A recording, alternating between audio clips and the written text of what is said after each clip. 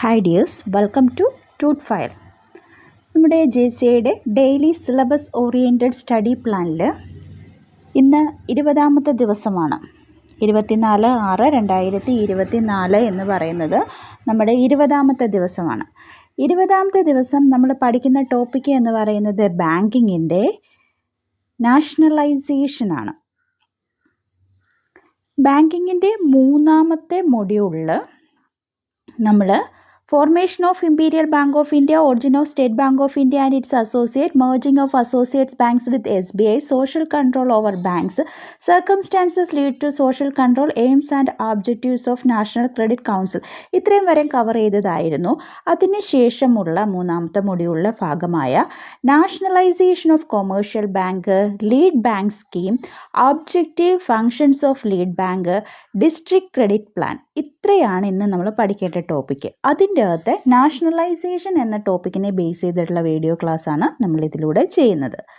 അപ്പോൾ JCIയുടെ daily syllabus oriented class കൃത്യമായിട്ട് follow ചെയ്യുക. ദിവസവും പഠിക്കേണ്ട ടോപ്പിക്കുകൾ പറയുന്നുണ്ട്. നമ്മൾ 90 ദിവസം കൊണ്ട് ഈ ഫുൾ സിലബസ് സ്പ്ലിറ്റ് ചെയ്താണ് പഠിക്കുന്നത്. അപ്പോൾ അതിൻ്റെ അകത്ത് ഇപ്പോൾ 20 ദിവസമായി. ഇനി നമുക്ക് ബാക്കി ദിവസങ്ങളിലൂടെയാണുള്ളത്.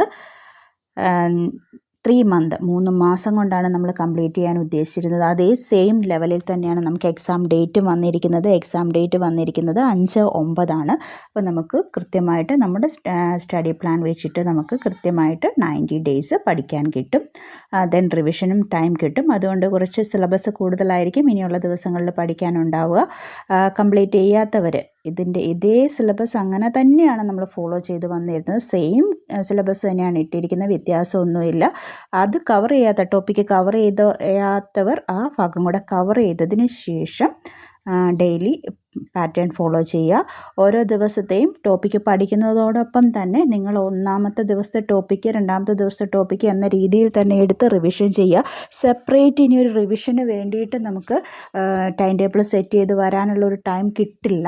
എക്സാം ഡേറ്റിന് മുമ്പ് കറക്റ്റ് 90 ദിവസം മാത്രമേ നമ്മുടെ ഈ പാറ്റേണിൽ കിട്ടുകയുള്ളൂ. ഇനി ആകെ 2 മാസമേ പെൻഡിങ് ഉള്ളൂ നമ്മുടെ മുന്നിൽ. 2 മാസവും ഈ മാസത്തെ 10 ദിവസം കൂടെ കൂടിയിട്ട് അങ്ങനെ നമുക്ക് ആകെ 70 ദിവസമാണ് നമ്മുടെ മുന്നിലുള്ളൂ. ഓൾറെഡി നമ്മളിപ്പോൾ 20 ദിവസം കവർ ചെയ്ത് കഴിഞ്ഞിട്ടുണ്ട്. അപ്പോൾ ഈ ദിവസങ്ങളിൽ പഠിക്കുന്ന ദിവസം അതായത് ദിവസത്തെ ടോപ്പിക്കിൻ്റെ ഒപ്പം തന്നെ നിങ്ങൾ ബാക്കിലേക്കുള്ള ദിവസത്തെ ടോപ്പിക്കുകൾ റിവിഷനൂടെ ഈ ഒപ്പം തന്നെ കൊണ്ടുവരിക. അത് റിലേറ്റ് ചെയ്തിട്ടുള്ള MCQസും PYQസും ഒക്കെ ഡെയിലി ചെയ്ത് നോക്കാൻ സമയം കണ്ടെത്തുക. ഓക്കെ, അപ്പോൾ നമുക്ക് ക്ലാസ് സ്റ്റാർട്ട് ചെയ്യാം. Nationalisation of banks. എന്താണ് നാഷണലൈസേഷൻ എന്നതുകൊണ്ട് ഉദ്ദേശിക്കുന്നത്? നാഷണലൈസേഷൻ എന്ന് പറയുന്നത് എന്താണ്? നാഷണലൈസേഷൻ എന്ന് പറയുന്നത് ഒരു ബാങ്കുകളുടെ ഒരു പ്രോസസ്സാണ്. എന്താണ്? നാഷണൽ ഗവൺമെൻറ് ടേക്ക് ഓവർ ചെയ്യുകയാണ്. പ്രൈവറ്റ് പ്രോപ്പർട്ടിയെ നാഷണൽ ഗവൺമെൻറ് ടേക്ക് ഓവർ ചെയ്യുന്നതിനെയാണ് നമ്മൾ എന്തെന്ന് പറയുന്നത്? നാഷണലൈസേഷൻ എന്ന് പറയുന്നത്.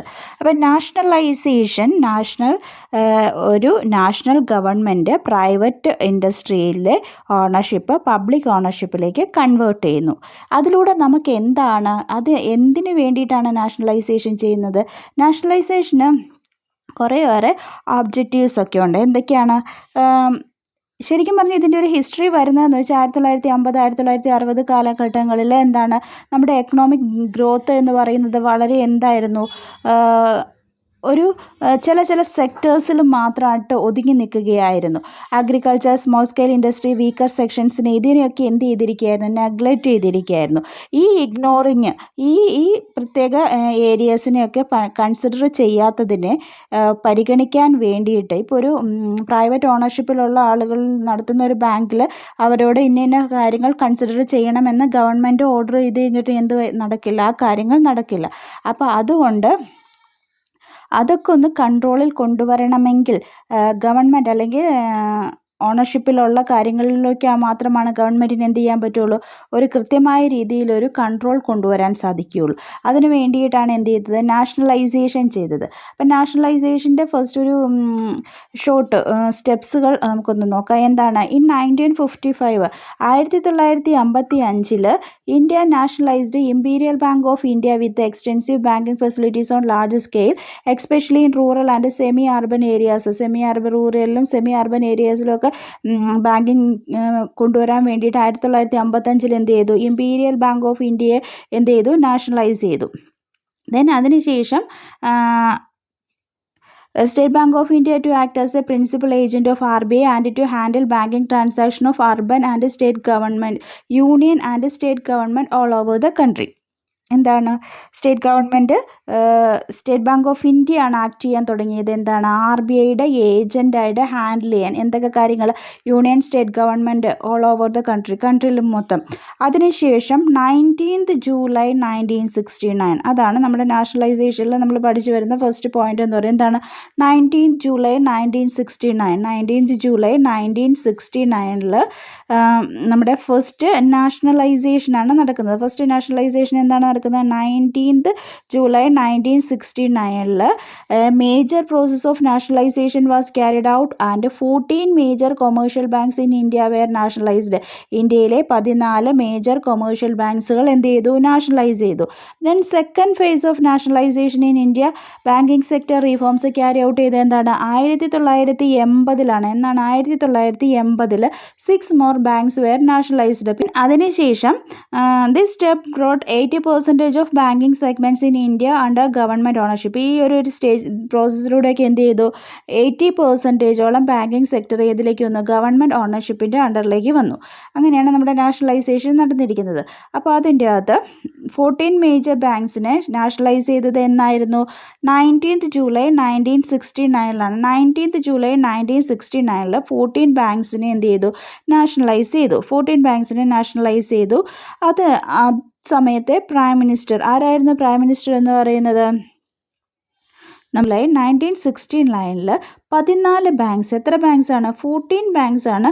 14 ബാങ്ക്സ് നാഷണലൈസ് ചെയ്തപ്പോൾ നമ്മുടെ പ്രൈം മിനിസ്റ്റർ എന്ന് പറയുന്നത് ഇന്ദിരാഗാന്ധി ആയിരുന്നു. ഫിനാൻസ് മിനിസ്റ്ററും ആരായിരുന്നു? ഇന്ദിരാഗാന്ധി ആയിരുന്നു. പ്രസിഡന്റ് വി ഗിരി ആയിരുന്നു. RBI ഗവർണർ LK ജായ് ആയിരുന്നു. ഏത് 5-year പ്ലാനിലാണ് ഈ 14 ബാങ്ക്സിന് നാഷണലൈസേഷൻ നടന്നത്?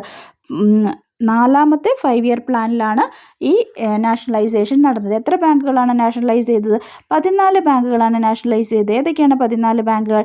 Central bank of India, Punjab national bank, bank of Baroda, United commercial bank, Canara bank, United bank of India, Dena bank, syndicate bank, union bank of India, Allahabad bank, Indian bank, bank of Maharashtra, Indian overseas bank. ഇങ്ങനെയാണ് 14 ബാങ്കുകൾ nationalise ചെയ്തിട്ട് ഈ ഓരോ ബാങ്കിൻ്റെയും head quarters കൂടെ ഞാനിവിടെ കൊടുത്തിട്ടുണ്ട്. അത് not ചെയ്തൊന്ന് പഠിക്കുക. നമ്മുടെ CSEBയുടെ എക്സാമുകൾക്ക് ചോദിച്ചിട്ടുണ്ടായിരുന്നു ഇതിന് മുമ്പ് ഒരു എക്സാമിന്. ഈ നാഷണലൈസ് ചെയ്ത ബാങ്കുകളുടെ ഹെഡ് ക്വാർട്ടേഴ്സാണ് ചോദിച്ചു വരുന്നത്. അപ്പം നമുക്ക് പിന്നെ ഇനിയിപ്പം PSCയുടെ സ്റ്റേറ്റ്മെൻറ്റ് ടൈപ്പ് ക്വസ്റ്റ്യൻ ആണെങ്കിൽ കൂടി എന്ത് വരാൻ സാധ്യതയുണ്ട്? 14 ബാങ്ക്സ് നാഷണലൈസ് ചെയ്തതിൽ ഇൻക്ലൂഡ് ചെയ്ത ബാങ്ക് ഏതാണ്, ഇൻക്ലൂഡ് ചെയ്യാത്ത ബാങ്കുകൾ ഏതാണ് എന്നുള്ള ക്വസ്റ്റ്യൻ വരാം. പിന്നെ സ്റ്റേറ്റ്മെൻറ്റ് ടൈപ്പ് ക്വസ്റ്റ്യനിൽ ഇന്ന ബാങ്കിൻ്റെ ഹെഡ് ക്വാർട്ടേഴ്സ് ഇന്ന സ്ഥലത്താണ് എന്നുള്ളത് ഏതെങ്കിലും ഒരെണ്ണം മാറ്റിയിട്ടിട്ട് നമ്മളൊരു ക്വസ്റ്റ്യൻ ചോദിച്ചാൽ നമുക്ക് മിസ്റ്റേക്ക് വരും. അപ്പോൾ അതുകൊണ്ട് കൃത്യമായിട്ട് അതിൻ്റെ ഹെഡ് ക്വാർട്ടേഴ്സ് കൂടെ നിങ്ങളൊന്ന് പഠിച്ചേക്കുക. ഓക്കെ. ദെൻ നെക്സ്റ്റ് നമുക്ക് എന്താണ് രണ്ടാമത്തെ നാഷണലൈസേഷൻ, സെക്കൻഡ് റൗണ്ട് നാഷണലൈസേഷൻ എന്താണ്? 15th April 1980 1980 ഏപ്രിൽ 15 രണ്ടാമത്തെ നാഷണലൈസേഷൻ നടന്നത്. എന്നാണ് സെക്കൻഡ് നാഷണലൈസേഷൻ? 15th April 1980. എന്തിൻ്റെ പ്രകാരമാണ്? Banking companies acquisition and transfer of undertaking act പ്രകാരമാണ് നാഷണലൈസേഷൻ നടന്നത്. എത്ര ബാങ്കുകളാണ് നാഷണലൈസ് ചെയ്തത്? 6 ബാങ്കുകളാണ് നാഷണലൈസ് ചെയ്തത്. ആ 6 ബാങ്കുകൾ നാഷണലൈസ് ചെയ്യുന്ന സമയത്ത് പ്രൈം മിനിസ്റ്റർ ഇന്ദിരാഗാന്ധി ആയിരുന്നു. ഫിനാൻസ് മിനിസ്റ്റർ വെങ്കിട്ടരാമൻ ആയിരുന്നു. Then president Neelam Sanjiva Reddy, RBI governor IG Patel. 5-year plan, 6th 5-year പ്ലാനിൻ്റെ സമയത്താണ്. ഏത് 5-year പ്ലാനിൻ്റെ സമയത്താണ് രണ്ടാമത്തെ നാഷണലൈസേഷൻ നടക്കുന്നത്? 6th 5-year പ്ലാനിൻ്റെ സമയത്താണ്. എത്ര ബാങ്കുകളാണ് നാഷണലൈസ് ചെയ്തത്? 6 ബാങ്കുകളാണ് നാഷണലൈസ് ചെയ്തത്. ഏതൊക്കെയാണ് ആ ബാങ്കുകൾ? Andhra bank, corporation bank, new bank of India, oriented bank of commerce, Punjab and Sindh bank, Vijaya bank. ഈ ബാങ്കുകളാണ് നാഷണലൈസ് ചെയ്തത്. ആന്ധ്ര ബാങ്ക് ഹൈദരാബാദാണ്. കോർപ്പറേറ്റ് ബാങ്കിൻ്റെ ഹെഡ് ഓഫീസ് ഉടുപ്പിയിലാണ് കോർപ്പറേറ്റ് ബാങ്കിൻ്റെ ഹെഡ് ക്വാർട്ടേഴ്സ്.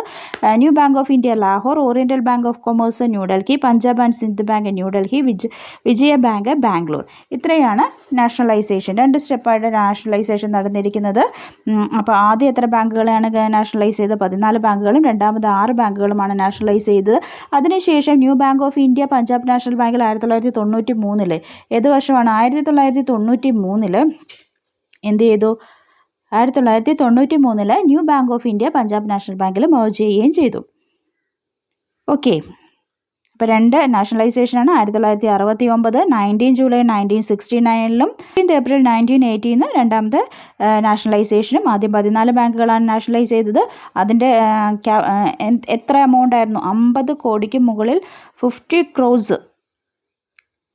ഉള്ള ബാങ്കുകളെയാണ്, 50 കോടിക്ക് മുകളിലുള്ള ബാങ്കുകളെയാണ് നാഷണലൈസ് ചെയ്തത്. രണ്ടാമത്തെ ടൈമിൽ എത്രയായിരുന്നു? 200 കോടിക്ക് മുകളിലുള്ള ബാങ്കുകളെയായിരുന്നു, എബോവ് 200 crores ഉള്ള ബാങ്കുകളെയാണ് നാഷണലൈസ് ചെയ്തത്. അപ്പോൾ ഫസ്റ്റ് എങ്ങനെയായിരുന്നു? 50 crores എബോവ് ഉള്ള ബാങ്കുകളെയാണ് ഫസ്റ്റ് സ്റ്റേജിൽ നാഷണലൈസ് ചെയ്തത്. ദെൻ സെക്കൻഡ് സ്റ്റേജിൽ എന്ത് ചെയ്തു?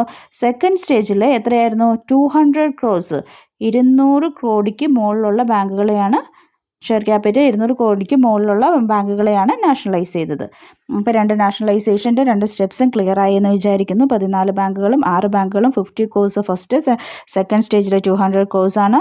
ഏതൊക്കെ ബാങ്കുകൾ, അതിന് കൃത്യമായിട്ട് ഈ ബാങ്കുകളുടെ പേരാണ് പഠിക്കേണ്ടത്. ഫസ്റ്റ് സ്റ്റെപ്പിൽ ഇന്ന ബാങ്കുകളാണ് നാഷണലൈസ് ചെയ്തത്, സെക്കൻഡ് സ്റ്റേജിൽ ഇന്ന ബാങ്കുകളാണ് നാഷണലൈസ് ചെയ്തത്, അതിൻ്റെ ഹെഡ് ക്വാർട്ടേഴ്സ് ഇന്ന സ്ഥലത്താണ്, ആരായിരുന്നു ആ സമയത്തെ പ്രൈം മിനിസ്റ്റർ, ആരാണ് ഫിനാൻസ് മിനിസ്റ്റർ, ആരാണ് RBI ഗവർണർ, ഏത് 5 year പ്ലാനിലാണ്, ഇതൊക്കെ ഒരു സ്റ്റേറ്റ്മെൻ്റ് ആയിട്ട് തന്നിട്ട് ഇതിൽ ഏതാണ് ശരി ഏതാണ് തെറ്റ് എന്നുള്ളത് ചോദിക്കാം. എന്തെങ്കിലും ഒരു ചെറിയ മിസ്റ്റേക്കോ ഉണ്ടാവുകയുള്ളൂ. അതുകൊണ്ട് കൃത്യമായിട്ട് ഈ ഡീറ്റെയിൽസ് പഠിക്കുക. Okay, thank you.